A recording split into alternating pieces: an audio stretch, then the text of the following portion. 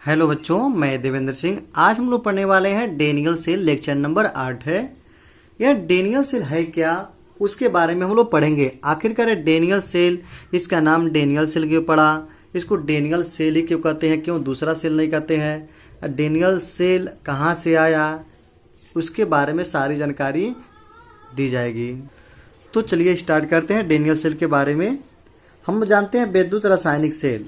वैद्युत रासायनिक सेल, वैद्युत रासायनिक सेल, इलेक्ट्रोकेमिकल सेल, या कह सकते हैं galvanic cell,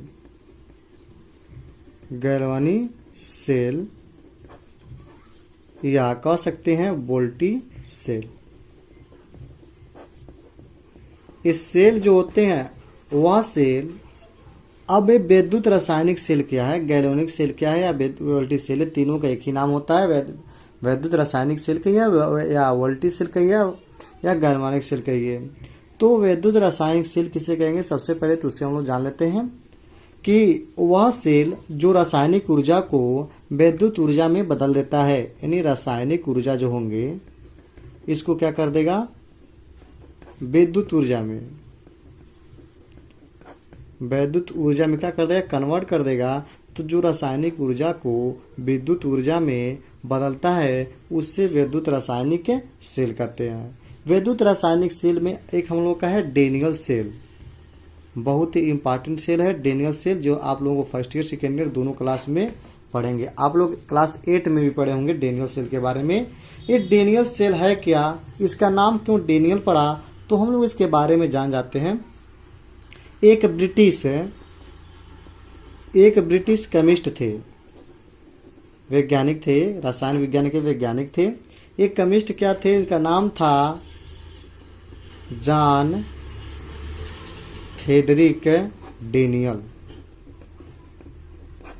John Frederick Daniell, इन्होंने 1836 ईस्वी में 1836 ईस्वी में प्रयोगशाला में इस्तेमाल किए जा सकने वाले प्राथमिक सेल का निर्माण किए। इन्होंने प्राथमिक सेल का क्या किया, निर्माण किया, और इनके नाम पर यानी जॉन फ्रेडरिक डेनियल के नाम पर इस सेल का नाम पड़ गया डेनियल सेल, जो बहुत ही इंपॉर्टेंट सेल है। इसके बारे में सारी जानकारी दी जाएगी।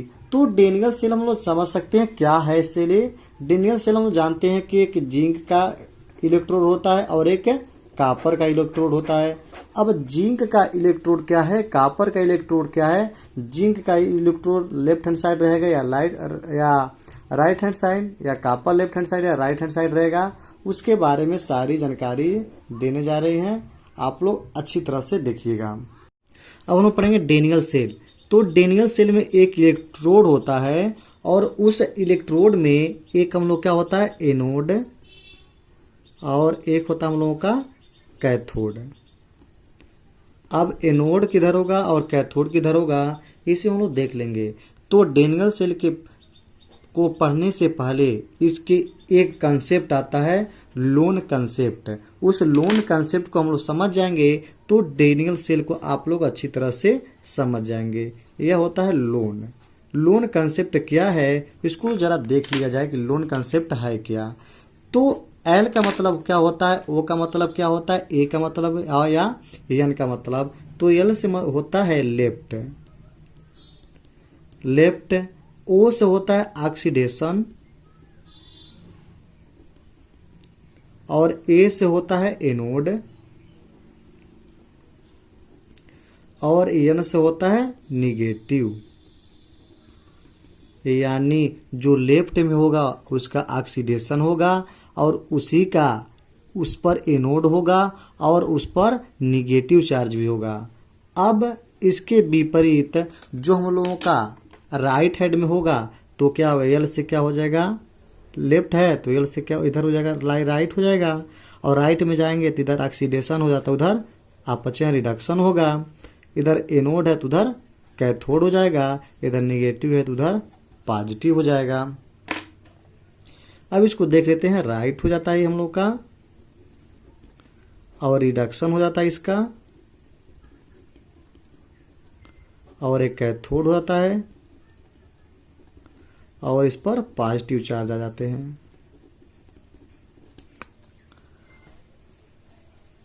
अब कौन लेफ्ट में होगा या कौन राइट में होगा उसमें हम लोग देख लेते हैं। तो हम लोग जानते हैं कि डेनियल सेल में 2 इलेक्ट्रोड जो होंगे, एक जिंक होगा और एक कापर होगा।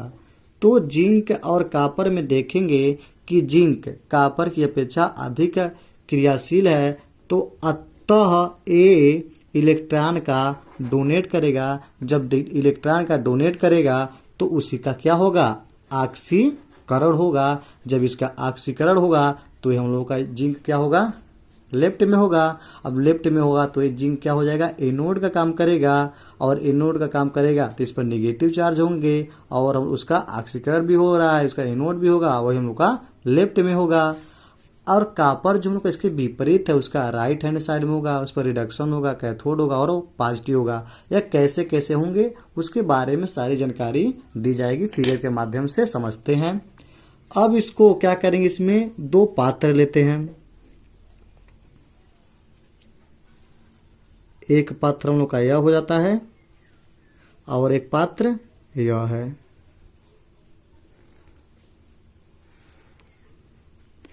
अब दोनों पात्रों में 2 इलेक्ट्रोड लगाते हैं, और एक ये तो हम लोग का लेफ्ट हैंड साइड में और हम लोग का राइट हैंड साइड में है। तो राइट हैंड साइड में कौन होगा, कैथोड। कैथोड कौन होगा, कापर।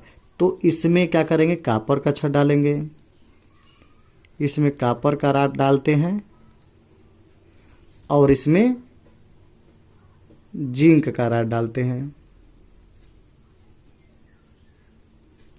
और जब कापर का राड है तो इसमें उसी का विलयन भी होगा। जब उसी का विलयन होगा तो इसका विलयन क्या होते हैं, कापर सल्फेट हो जाते हैं। और जिंक का राड है तो उसका विलयन हम लोग का जिंक सल्फेट हो जाता है। इसको हम लोग क्या कहेंगे, कापर राड। कापर राड हो जाता है, और ये हम लोग कापर सल्फेट CuSO4 हो जाते हैं। और ये जिंक का राड है, और हम लोग का जिंक सल्फेट हो जाता है, ZnSO4।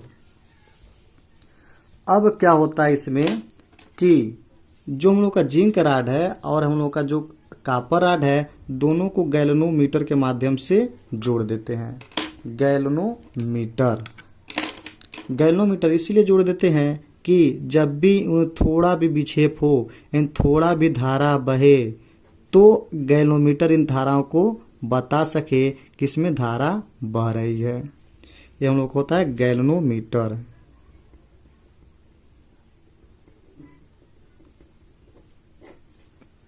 अब क्या होगा इसको देख लेते हैं कि जैसे ही कापर राड जिंक सल्फेट में डालते हैं तो कापर से इलेक्ट्रॉन निकलकर विलयन में आने लगते हैं। यही हम लोग को समझने वाली बात है कि जैसे ही zinc rod copper zinc sulphate के विलयन में पड़ता है, डालते हैं, तो उसमें एक अभिक्रियाएं होने लगती हैं।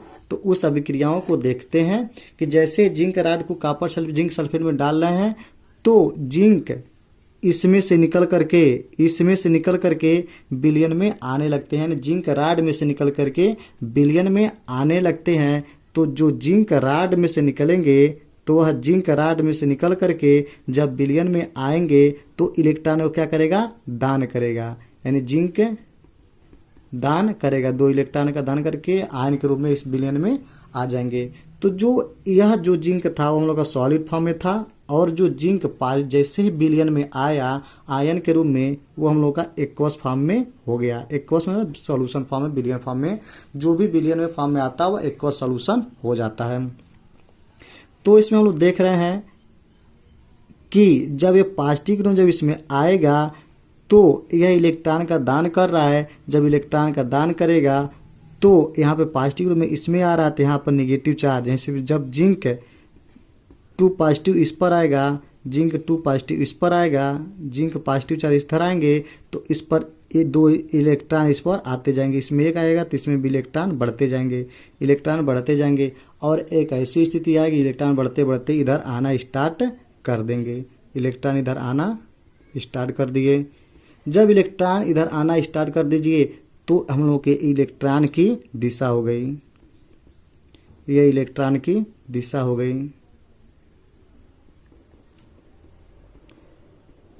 इलेक्ट्रॉन की ये दिशा हो जाती है। जब इलेक्ट्रॉन इधर आती है तो इसको स्वागत करने के लिए कॉपर रॉड तो करेगा नहीं, क्योंकि कॉपर रॉड हम लोगों का क्या होता है, सॉलिड फॉर्म में होता है। और कोई भी हम लोग जानते हैं कोई भी धातु किसी का इलेक्ट्रॉन को ग्रहण नहीं करता है। तो इसका ग्रहण कौन करेगा, इलेक्ट्रॉन को, इलेक्ट्रॉन को कौन ग्रहण करेगा उसको हम लोग देखते हैं कि यह कॉपर, इसमें देख रहे हैं कॉपर और सल्फेट आयनों के रूप में है। इन जो विलयन होता है Cu और SO4 दोनों आयन के रूप में है, यानी SO4 भी है और कॉपर भी है। तो क्या होगा, इसका जो कॉपर इसमें का जो आयन के रूप में होगा, यह कॉपर जो आयन के रूप में इसके इलेक्ट्रॉन को ग्रहण करेगा और इलेक्ट्रॉन को ग्रहण करके कॉपर जाकर के इस पर जमा होता जाएगा। इसमें से कॉपर इस पर चला जाएगा। इधर से जिंक निकला, इधर से कॉपर इसका स्वागत करने के लिए इसमें से निकल कर इस पर जा रहा है। तो इस पर कौन सा चार्ज बनाएगा, पॉजिटिव चार्ज। अब क्या होगा कि जैसे जैसे यहाँ पहले देख लीजिए, जैसे जैसे इसमें से जिंक इसमें से आता रहेगा तो क्षण धीरे धीरे समाप्ति होती रहेगी। क्षण इसमें से छड़ में से जिंक आ रहा है तो एक और इसमें से इलेक्ट्रॉन इधर जा रहा है। अब ध्यान दीजिएगा, इसमें जिंक इसमें से निकल कर आ रहा है, लेकिन इसमें से इलेक्ट्रॉन इसमें जा रहा है। बट अब जरा देखो इसमें क्या होती है कि जिंक तो इसमें से निकल करके इसमें आ रहा है, इलेक्ट्रॉन जब इसमें जा रहा है तो एक ऐसी स्थिति ऐसी आएगी कि जिंक बढ़ते जाएगा, जिंक आयन के रूप में पॉजिटिव चार्ज बढ़ता जाएगा, क्योंकि वो बाहर से आ रहा है। और इतना ही सॉल्यूशन हम लोगों का जिंक सल्फेट का है। तो एक ऐसी स्थिति तो आएगी कि जब इसमें आयन की मात्रा कम होती जाएगी, क्योंकि अब बाहर से इसमें आयन नहीं आ रहे, निगेटिव चार्ज नहीं आ रहे हैं, लेकिन तो बाहर से पॉजिटिव चार्ज अधिक आ रहे हैं।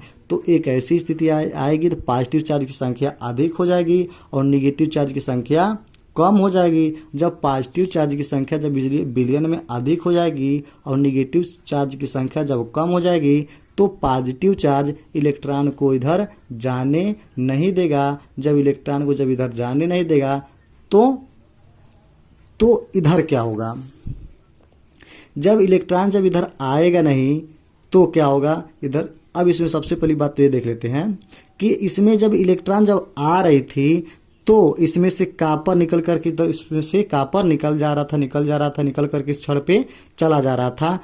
तो बचेगा सल्फेट इसमें क्या बचेगा, सल्फेट, ओनली सल्फेट बचते जाएंगे। तो एक समय ऐसा स्थिति इसमें तो आएगी कि कॉपर निकल कर इस पर चला गया और ओनली बचा कौन, सल्फेट चार्ज बचता जाएगा। तो एक स्थिति ऐसी होगी कि कॉपर की संख्या कम होती जाएगी, यानी पॉजिटिव चार्ज की संख्या कम होती जाएगी और निगेटिव सल्फेट की मात्रा अधिक होती जाएगी, क्योंकि कॉपर निकल के इस पे जा रहा है, ओनली सल्फेट इसमें है। तो सल्फेट की मात्रा बढ़ती जा रही है, निगेटिव चार्ज की मात्रा बढ़ती जा रही है और पॉजिटिव चार्ज की संख्या घटती जा रही है। तो उस स्थिति में जब कम होती जाएगी पॉजिटिव चार्ज तो निगेटिव चार्ज पॉजिटिव चार्ज को इस पर जाने नहीं देगी। जब इस पर जाने नहीं देगी तो अब जाने से पहले क्या होता है इसमें कि जब इधर से जब एक कॉपर इस पर से आता है तो पॉजिटिव चार्ज इस पर आता है तो धारा इधर से इधर बहने लगेगी, क्योंकि जब इलेक्ट्रॉन जब ऐसे बह रही हैं तो धाराएं भी ऐसे बहती, क्योंकि आप लोग फिजिक्स से पढ़े होंगे इलेक्ट्रॉनों की दिशा के विपरीत धारा की दिशा होती है। तो धारा कैसे बहेगी, ऐसे बहेगी, धारा की दिशा हो गई, ये धारा की दिशा इधर से इधर बहने लगी। तो अब देखिए धारा तो शुरुआत में बह रही है, लेकिन जब ऐसी स्थिति आ रही है कि से पॉजिटिव चार्ज की संख्या अधिक हो जा रही है, निगेटिव चार्ज की संख्या कम होती जा रही है, तो निगेटिव चार्ज को इधर जाने नहीं देगा तो निगेटिव चार्ज इधर आएगा नहीं। जब इधर आएगा नहीं तो धारा बहेगा नहीं।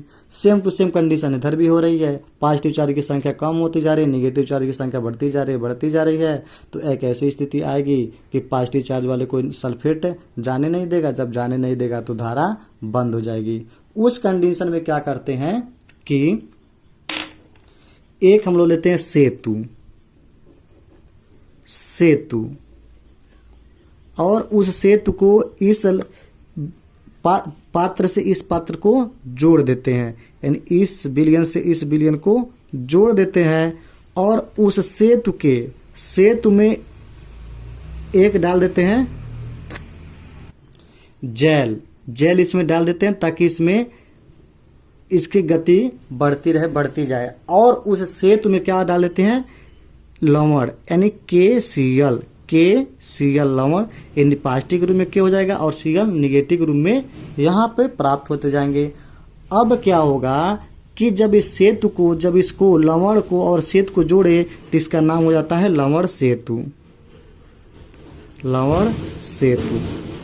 जब इस लवण सेतु को दोनों पात्रों से जब जोड़ देंगे तो यहाँ पॉजिटिव संख्या बढ़ रही है, यहाँ पे निगेटिव की संख्या बढ़ रही है। तो इसमें क्या होगा कि के, जो पॉजिटिव चार्ज वाला के है, ये निगेटिव की ओर आना स्टार्ट कर देंगे और जो क्लोरीन है निगेटिव चार्ज वाला, ये पॉजिटिव चार्ज की ओर आना स्टार्ट कर देंगे। जब क्लोरीन पॉजिटिव की ओर आएगा तो इसकी उदासीनता बना देगी, क्योंकि पॉजिटिव वाले को समाप्त कर देगी। और जब पोटेशियम के जो होगा निगेटिव चार्ज की ओर आएगी तो निगेटिव को ये समाप्त करके उदासीन इसको कर देगी। तो फिर से धारा इसमें बहने लगेंगी। अब इसमें देखते हैं कि जो ए हो रहा है, यह जो हो रहा है, एक आधा जो हो रहा है, इसको हम लोग क्या कहेंगे, आक्सीकरण अर्धसेल। क्योंकि इसका आक्सीकरण हो रहा है ना, इसका क्या हो रहा है, आक्सीकरण हो रहा है, क्योंकि इलेक्ट्रॉन को क्या कर रहा है, यह डोनेट कर रहा है। तो इसका क्या हो गया, आक्सीकरण। आधे सेल में हो रहा है तो आक्सीकरण अर्ध सेल इसको कहते हैं। और जो यह है, इसमें यह इलेक्ट्रॉन को ग्रहण करता है तो इसको हम लोग क्या कहेंगे, आधे भाग को अपचयन अर्ध सेल कहते हैं। तो ध्यान दीजिएगा यहाँ पे, अब इस पर पॉजिटिव चार्ज आया तो इस पर कौन भाग होगा, पॉजिटिव वाला भाग होगा। और इधर निगेटिव आया तो इसको निगेटिव चार्ज वाला भाग होगा। और इसका ऑक्सीकरण हो रहा है और इसका अपचयन हो रहा है। ये लेफ्ट हैंड साइड में है और ये हम लोग का राइट हैंड साइड में है। इस पे यह जिंक राड है, तो जब जिंक राड है तो इस पर क्या होगा, एनोड होगा, क्योंकि एनोड जिंक राड पर ही होता है। और जो हम लोग का कॉपर राड है वो हम लोग का कैथोड होगा। ये निगेटिव पॉजिटिव से मत देखिएगा कि यहाँ पॉजिटिव चार्ज है तो कैथोड है और यहाँ निगेटिव है तो एनोड, ऐसा कुछ नहीं है। इससे कंपेयर मत कीजिएगा, क्योंकि हम लोग जानते हैं कैथोड हमेशा निगेटिव होता है और एनोड हमेशा पॉजिटिव हो जाता है। इसको निगेटिव पॉजिटिव से यहाँ से लिया नहीं गया है, उससे चलेंगे तो रॉन्ग हो जाएगा। अब इसमें देख लेंगे, इसमें लेफ्ट है, इसका ऑक्सीकरण भी हुआ, यहाँ लेफ्ट है, ऑक्सीडेशन भी हुआ, यह एनोड है और इसका निगेटिव भी हो रहा है। इसके विपरीत यहाँ पे देखिए, यह राइट में है तो इसका राइट, इसका रिडक्शन हुआ, कैथोड है और इसका पॉजिटिव चार्ज वाला है। अब हम लोग इसका देखेंगे सेल अभिक्रिया। किसका सेल अभिक्रिया क्या होती है उसको देख लेते हैं। सेल अभिक्रिया, किसका सेल अभिक्रिया क्या है उसको जरा देख लीजिए एक बार। इसमें देखिए जिंक 2 पॉजिटिव और 2 इलेक्ट्रॉन, यानी पूरे सेल में कौन सी अभिक्रियाएं हो रही हैं उसको हम लोग देख रहे हैं। और यहाँ पर क्या हो रहा है, कॉपर 2 पॉजिटिव और 2 इलेक्ट्रॉन ये भी ग्रहण किया हुआ है और कॉपर। जब दोनों को ऐड करेंगे तो इलेक्ट्रॉन से इलेक्ट्रॉन कैंसिल हो जाएंगे, क्योंकि ये राइट हैंड साइड में और हम लोग का लेफ्ट हैंड साइड है। 2 इलेक्ट्रॉन कैंसिल। तो यहाँ पर आया जिंक कॉपर पे 2 पॉजिटिव चार्ज और यहाँ पे जिंक 2 पॉजिटिव चार्ज यहाँ पर है और यहाँ पे कॉपर। ये हम लोग का है सेल अभिक्रिया। ये सेल अभिक्रिया होती हैं।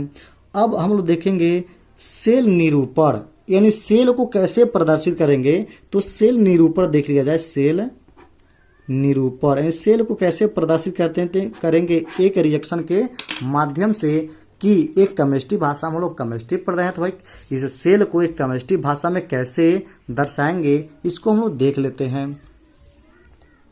तो पहले इसको देख लीजिए, इधर वाले आधे भाग में तो ए जो हम लोग का होता है एनोड होता है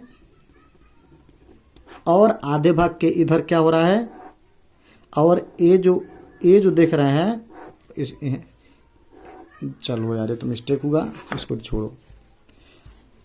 एक जो भाग होता है हम लोग का एनोड होता है, इसको छोड़ दीजिए, इसको समाप्त कर दीजिए। एनोड होता है और आधे बाकी इधर क्या हो रहा है, कैथोड है। और दोनों किससे जुड़ रहे हैं, एक लवण सेतु से जोड़ दे रहे हैं। ये हम लोग का लवण सेतु हो गया। अब एनोड पर क्या हो रहा है, जिंक सॉलिड फॉर्म होता है और यह अभिक्रिया करके क्या बना रहा है, यानी इलेक्ट्रॉन को दान करके जिंक पॉजिटिव चार्ज बना रहा है और अर्धशील के जब लवण सेतु जोड़ देंगे तो कॉपर जो होगा इलेक्ट्रॉन को ग्रहण करके यह कॉपर बना रहा है। यह जो है यह सेल निरूपण का एक रिएक्शन है। इसको चाहे तो छोटे रूप में लिख सकते हैं इस तरह से, जिंक 2 पॉजिटिव और एक हम लोग का लवण सेतु कॉपर 2 पॉजिटिव, हम लोग का कॉपर। ये हम लोग का अर्ध से को जो सेल है सेल निरूपण को ऐसे लिख सकते हैं। ये सेल निरूपण है और सेल अभिक्रिया है और हम लोग का पूरे डेनियल सेल के डिटेल जानकारी है। अब यहाँ पे हम लोग का डेनियल सेल का क्या होगा, समापन होगा। लेकिन समापन से पहले हम लोग एक चीज देख लेते हैं कि लवण सेतु को क्या फायदे हैं, यानी क्या इसका उपयोग है। तो हम लोग जानते हैं इनका कार्य क्या है। पूछता है लवण सेतु के कार्य, लवण सेतु के कार्य। तो लवण सेतु का क्या कार्य है इसको हम लोग देख लेते हैं। बहुत ज्यादा कार्य नहीं है। यह क्या करता है, परिपथ को पूर्ण करता है। यह परिपथ को पूर्ण करने में कार्य करता है। और दूसरा है ये विद्युत उदासीनता जो है, विद्युत उदासीनता को बनाए रखती है। अब यहाँ पे हम लोग का क्या हुआ, डेनियल सेल हम लोग का पूर्ण रूप से समाप्त हुआ। देखने के लिए आप लोगों को बहुत बहुत धन्यवाद। और जो लोग चैनल पे न्यू हैं चैनल को सब्सक्राइब जरूर कर दीजिएगा। Okay, thank you.